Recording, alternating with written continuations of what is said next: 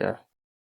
Welcome to Boxing MMA Skeptic, and today's topic is Inoue or Crawford, who is pound for pound king? Now, I recently came across this debate, which a lot of people are putting up Inoue against Crawford for pound king. Now, I see why the argument's there. I do not doubt why Inoue is put alongside Crawford. I said that, alongside Crawford, Inoue is the second person to become two-time undisputed. But why I would favor Crawford is because Crawford beat a pound for pounder. Now you can disagree and feel free. Feel free to disagree. Yes, Inoue did it faster. Inoue was able to become a unified champion in a new division after being undisputed the last year.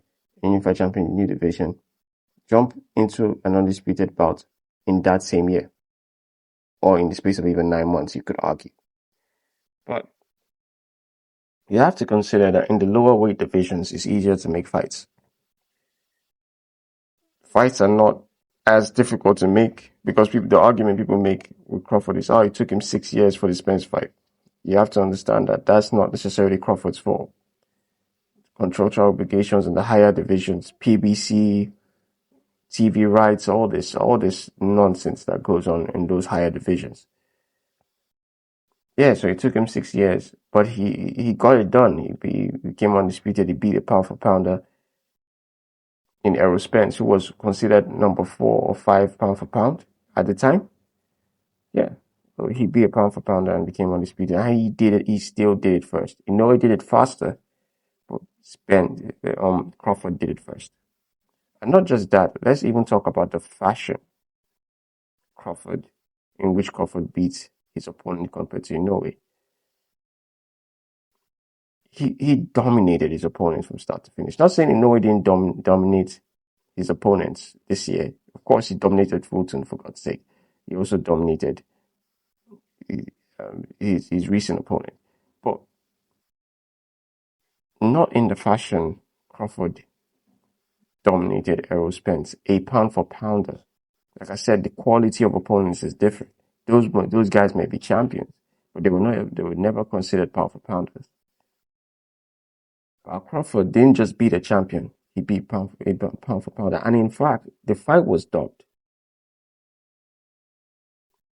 Whoever wins this fight will be considered number 1 pound for pound. It was dubbed that way, and Crawford won. So now, yes, does Inoue deserve to be considered for pound for pound king? Sure.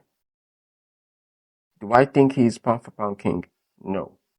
What I do think pound for pound king is that if you took this guy from his weight class to any weight class in a fair fight, was he as big as or as small as anyone? Would he win? The answer is yes, and that is what a pound for pound king is. Is that true for Inoue? I don't know. Is that true for Terence Crawford? I think so. I think Terence is the most dangerous fighter pound for pound. Period. Maybe you can say that's bias, I don't know. But that's my view on it. I think that yes, on achievement level, Inoue could be put side by side with Terence Crawford. That is fair, because I've seen people saying, why put up Inoue with Terence Crawford? That's not true. You can't put up Inoue with Terence Crawford because Inoue has achieved the same feat, even in a shorter time. But why I wouldn't pick Inoue is pretty simple. Crawford beat the quality opponent. He might not have done it in the same speed and fashion, blinding speed and fashion, but he did it in a devastating fashion to a pound for pounder and a fellow champion. So now a lot of people are, Crawford this, Crawford that. Listen, I get it. It's usually the discrediting comes from aerosexuals and aero fanboys. And don't get me wrong, I keep saying it. I love Errol Spence. One of my favorite boxers of this era. I'm not going to lie. But Errol Spence fans should tone down the hate for Terence Crawford. He did his job. He came in there and did his job. So we can't sit here and discredit Terence Crawford. That wouldn't be fair to him. And I'm not discrediting Inoue either. I think if Terence Crawford didn't exist, I would pick Inoue as number one pound for pound in the heartbeat. No questions asked. But I would go with Terence Crawford on this one. That's just my take on it. Because this debate is getting heated and some people are like, saying they don't want to give black fighters their due. I don't think it's about black fighters. I don't think it's about giving black fighters their due or not giving black fighters their due. I think is that Inoue has achieved enough and could be compared, but don't get it twisted. I think Terence Crawford deserves that spot, and that's my position. Some people think it's Inoue. That you can have that position. They're allowed to, but I think Terence Crawford sits on the boxing world as pound for pound king. Yeah. If you like this content, subscribe.